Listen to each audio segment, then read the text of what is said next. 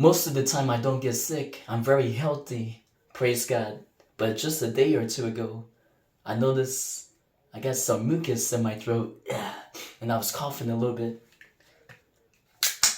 Maybe it's the cold weather or something. Anyway, this is the first time I'm gonna try Mucinex. Got it from the Family Dollar store. It's supposed to loosen up the mucus, make it thin, so I could spit it out easy.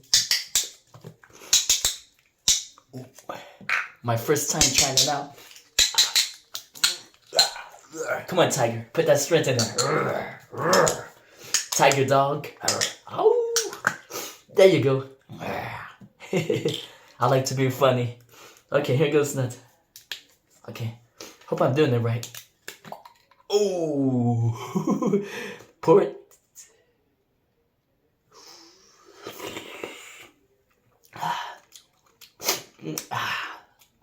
Ooh, tastes like cherry. I'm not really into cherry, but kind of good. Ooh, a little bit more. Looks like I'm drinking alcohol or soda or something.